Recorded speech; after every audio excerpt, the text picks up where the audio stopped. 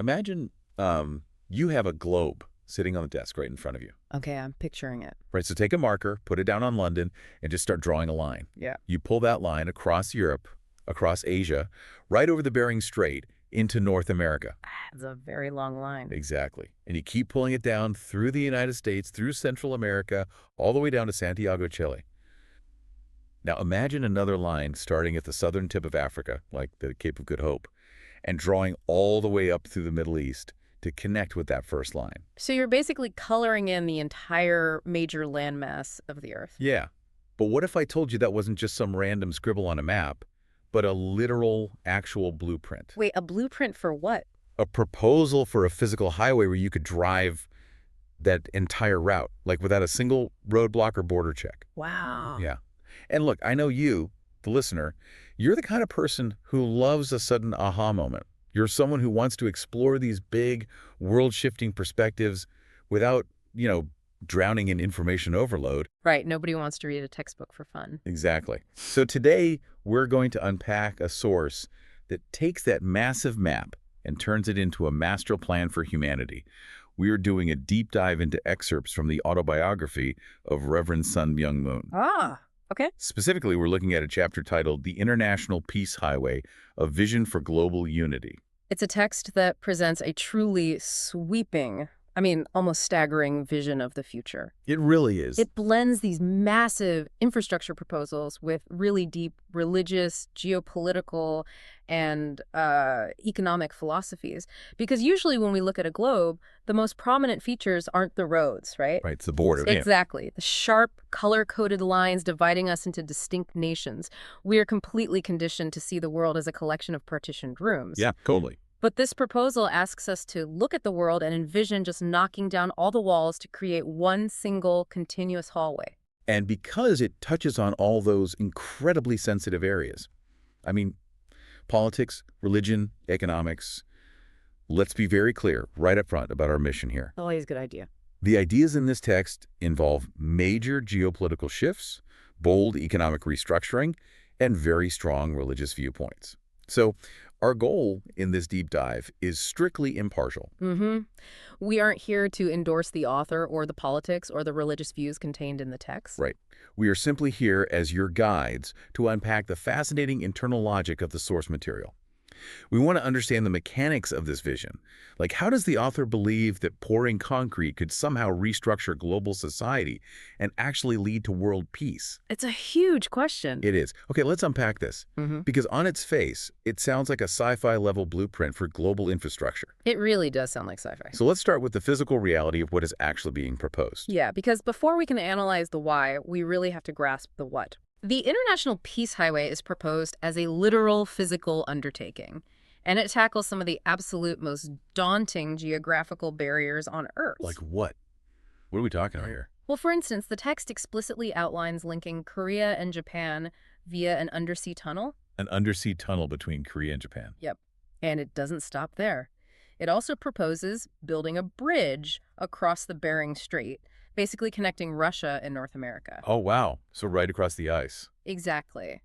The ultimate scope of this project is what you described with the globe earlier. The author envisions a reality where a person can get in their car and drive from Africa's Cape of Good Hope to Santiago, Chile, and from London all the way to New York. The key detail that just jumps out at me from the text is no roadblocks. Yeah. The author uses this incredible phrase saying the entire world will be interconnected as if by capillary vessels. Capillary vessels. Yeah, I love that analogy. It's like the author is suggesting the Earth needs to grow a biological circulatory system. Oh, that's an interesting way to frame it. Because if you think about the human body, right, the major arteries move the blood, but the capillaries are the microscopic vessels that actually deliver the oxygen to the individual cells. Right, they do the granular work. Exactly. They reach everywhere. They totally ignore any internal divisions. If a part of the body is cut off from that circulation, the tissue literally dies. So the author seems to be diagnosing humanity with poor circulation. Like, our global body lacks a complete vascular system, and our isolated nations are essentially suffocating. What's really fascinating here is how the author views the very concept of borders in relation to this highway. How so? Well, the text states that borders that give free passage to anyone will basically lose their significance as borders. Oh, It is a profoundly simple but really radical mechanical idea. The core belief driving this infrastructure isn't just about easing trade or, making supply chains more efficient. right. It's not just about Amazon packages. No, not at all. It's the belief that physical connection forces human connection. If you physically bind the world together with a permanent artery that literally anyone can use, sovereignty becomes secondary to the economic lifeblood flowing through it. Because people are just constantly moving back and forth. Exactly. The artificial lines we draw on a map eventually become meaningless because the daily reality of the people crossing them just overwrites the political boundaries. That immediately makes me wonder, though, has building a road ever actually changed global culture to that extent before? It's a fair question. Or is this just, a really beautiful pipe dream? Because we know infrastructure shapes cities, right? But forcing global harmony seems like a massive leap. The author actually anticipates that exact skepticism, and he points directly to historical precedent to back up the vision, anchoring the argument really heavily on the Silk Road. The Silk Road, okay. Yeah, because the Silk Road was not simply a convenient path for merchants to sell silk and buy spices. Right, it wasn't just an ancient highway for goods. Right. Its true historical impact was that it served as this unstoppable vehicle for the peoples of the East and West to actually meet. Oh, I see. You're talking about the intermingling of entirely different worldviews. Precisely that. The text notes that the Silk Road was the physical mechanism that allowed Buddhism, Islam, and Christianity to encounter one another. Wow. And we can see the historical proof of this if we dig into the mechanics of those ancient interactions. Think about Greco-Buddhism. Wait, Greco-Buddhism? Like Greek and Buddhist? Yeah. After Alexander the Great expanded his empire into Central Asia, the resulting trade routes didn't just move goods. They moved Greek sculptors and Buddhist monks into the exact same towns. Oh, that's wild. I never really thought about that. Because they were physically sharing the same space, relying on the same trade hubs to survive, their cultures naturally merged. You suddenly had statues of the Buddha wearing Greek togas, guarded by the Greek hero Heracles. Okay, that is super cool. So it's the idea that ideas travel on the backs of merchants, but they only stick if the merchants stick around. When you buy a spice, you are also talking to the person selling it, right? You're learning about their life, their language, their gods. Mm-hmm. I know the text also mentions the Roman Empire to reinforce this, leaning on that old saying that all roads lead to Rome. Yeah, Rome thrived because of its roads, and the author uses that to illustrate the sheer power of infrastructure. When a road is built, people travel on it, sure, but more importantly, it transports culture and ideology. Like laws and language. Right. The Roman roads allowed a unified system of law, architecture, and language to spread across completely disparate tribal lands. The author explicitly states that when a road is built, it literally changes the course of history.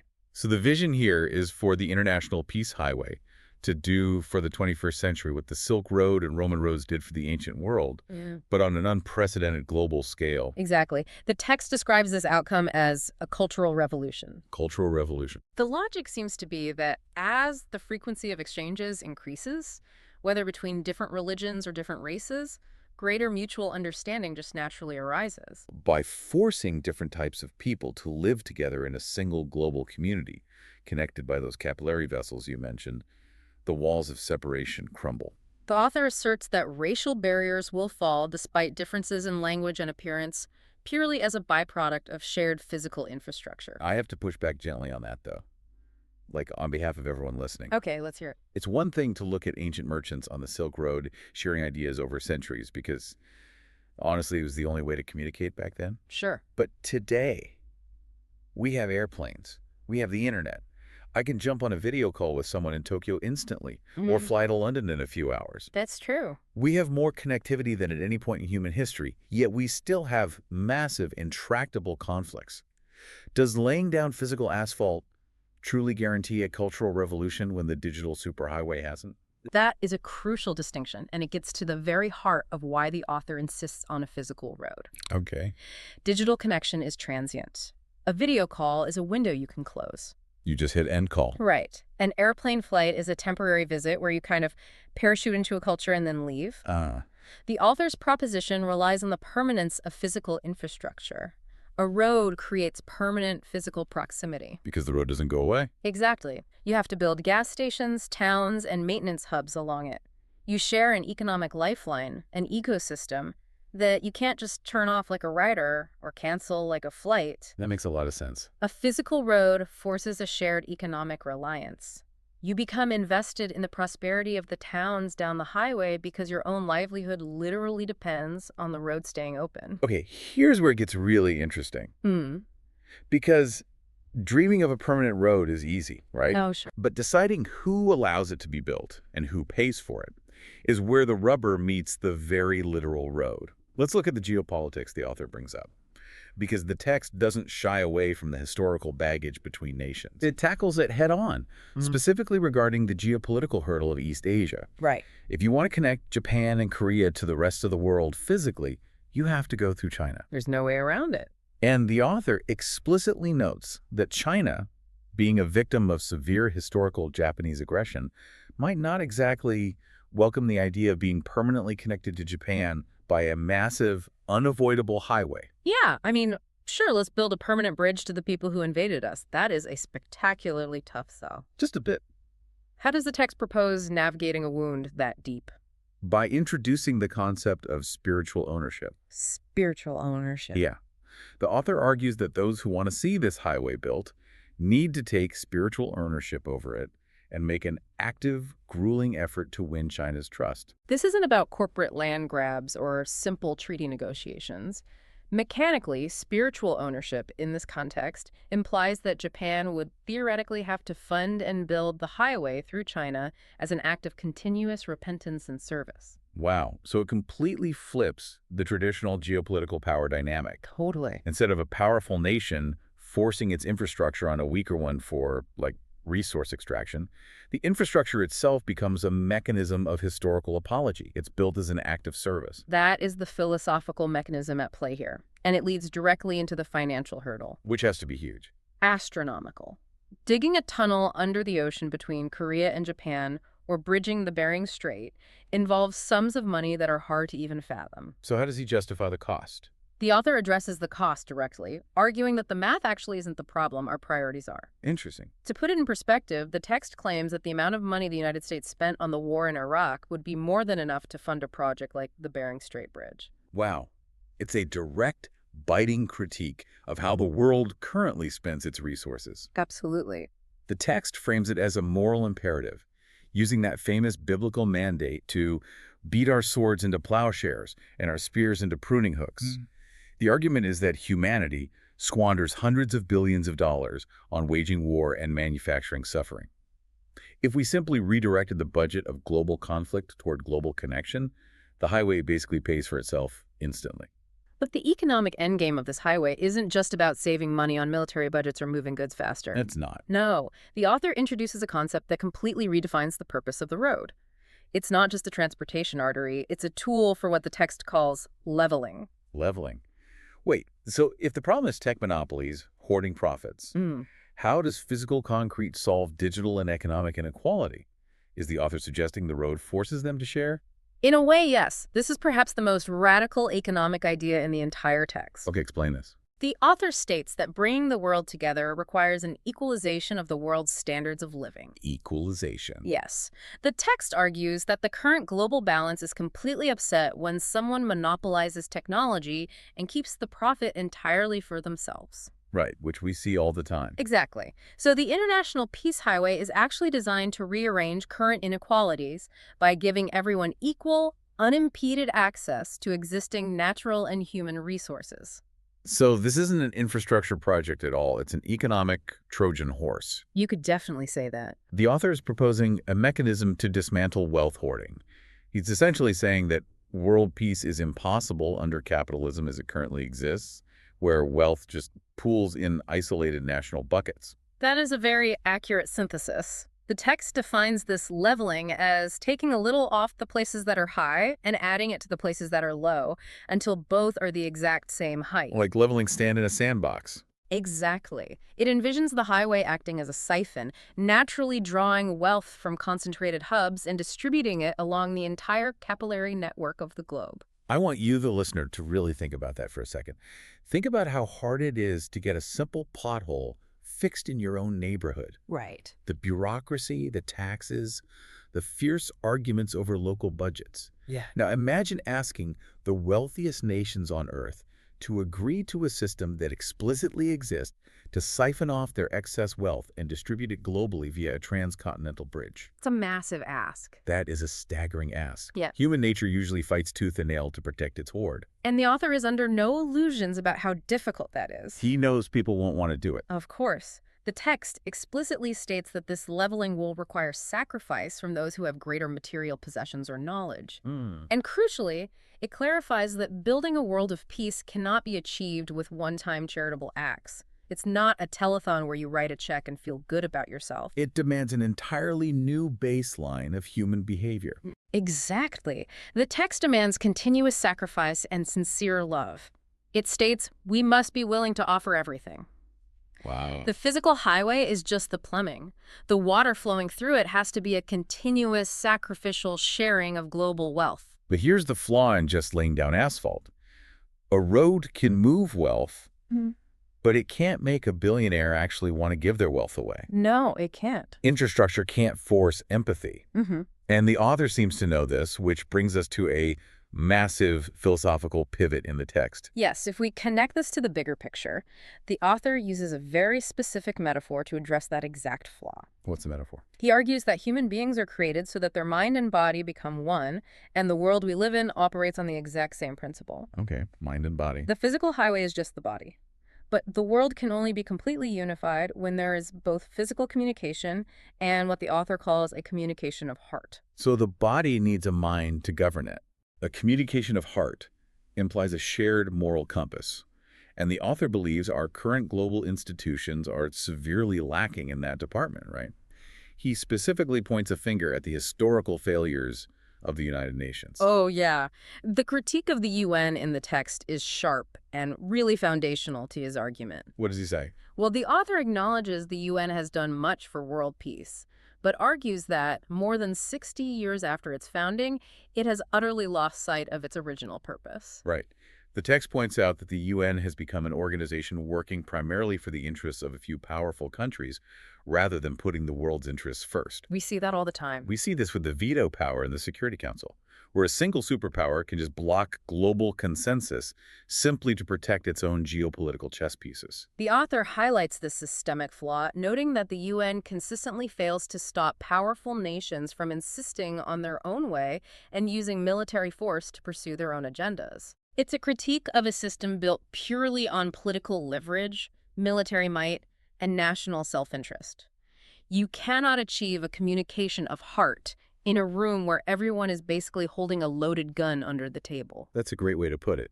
So, if the UN is fundamentally compromised by statecraft, how does the author propose fixing it to serve as the moral mind for this new global body?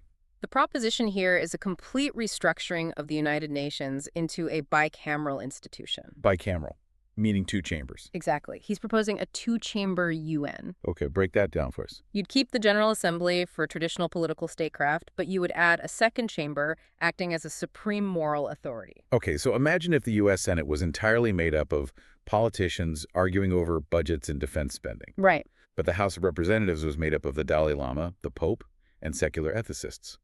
And no budget or war declaration could pass unless the ethicists agreed it was morally just. That is a brilliant comparison. That's the level of systemic shock the author is proposing for global geopolitics. It really is. The text specifies that this new religious or cultural assembly would be composed of respected spiritual leaders in fields like religion, culture, and education. But there is a very strict caveat here.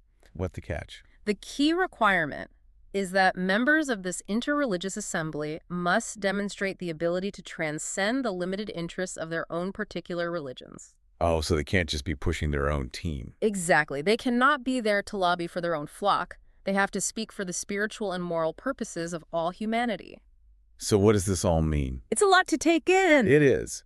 The author expects seasoned political leaders, presidents, prime ministers, dictators, to willingly share absolute power with spiritual leaders on the global stage. Good luck with that. Right. Exactly. I can hear the skepticism screaming through the speakers right now. Yeah. And the author actually anticipates it, writing, "Some may oppose this, saying, why should religious people become involved in world affairs?" It's a very valid concern. It's a deeply entrenched modern viewpoint. Separation of church and state is a foundational concept for many democracies, specifically because religious authority has historically been abused. Sure. Why inject it into the very heart of the UN? Well, the author's counterargument rests on the belief that true peace requires a different kind of authority than just political maneuvering can provide. Okay. The text argues that we are in a period where the participation of religious people is crucial because only those who have achieved deep self-awareness through religious practice actually possess the moral fortitude needed today. So his fundamental thesis is that political knowledge without spiritual wisdom is inherently vulnerable to corruption. Yes. He argues it's only truly religion people, those who have mastered that continuous sacrifice we talk about, who can stand up to the unrighteousness and evil of the world and actually practice true love. It's a bold claim. It's a huge claim that challenges the entire secular foundation of modern international relations. It challenges the assumption that technocrats and diplomats alone can just engineer peace. Right. The author writes that it is only when the knowledge and experience of political leaders are combined with the wisdom of interreligious leaders that the world will finally find the path to true peace. They have to work together. The two chambers must work together in mutual respect. The political chamber handles the logistics of the world, the treaties, the supply chains, the actual construction of the International Peace Highway. The physical stuff. Right. Meanwhile, the spiritual chamber acts as the global conscience, ensuring the communication of heart and maintaining the continuous sacrifice required for the economic leveling of wealth. It is a breathtakingly comprehensive, almost dizzying vision. It really covers everything. Let's take a step back and just synthesize what we've explored in this deep dive. The author, Reverend Sun Myung Moon, is proposing a radical two-pronged approach to world peace. Okay, let's recap.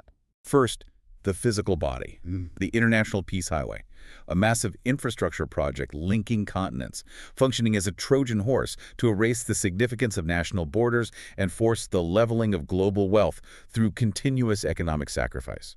And second, to ensure that body doesn't just turn on itself, we need the spiritual mind. A restructured two-chamber United Nations. Right. A system where the traditional political assembly is permanently balanced by a council of interreligious leaders, providing a moral compass to guide humanity away from national hoarding and toward global stewardship. The text ends with a prayer, hoping that every person on Earth will be reborn as a peace-loving global citizen, completely transcending the ancient barriers of religion, ideology, and race. It's a beautiful thought. It is. And that brings us back to you listening to this right now. We live in an era of digital globalism where algorithms and fiber optic cables connect us instantly. Do you feel like we are one integrated community? Or does the author have a point? Are digital connections just too transient? Do we still need to physically bridge the Bering Strait? Yeah. Do we need to bind our economies in concrete and steel to truly force us to connect as human beings? It really asks us to confront the difference between sending a message across the world and actually building and walking a permanent path that connects your home to a stranger's. They are very different things. One requires a moment of attention. The other requires a lifetime of shared maintenance. Which leaves us with one final thought to mull over. We spent some time talking about the ancient Silk Road. Yeah, the early blueprint. It accidentally shaped the modern world, permanently intermingling religions, art, and empires just by moving silk and spices from point A to point B. If a haphazard, accidental network of trade routes could rewrite human history, what unintended, unimaginable consequences might arise from a planetary infrastructure project built explicitly to erase the borders of humanity?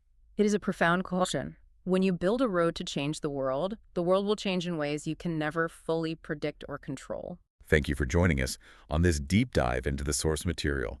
Next time you look at a globe, try to picture that single unbroken line. From London to New York. To Chile to Africa. No roadblocks, no borders, just one very, very long drive. We'll catch you next time.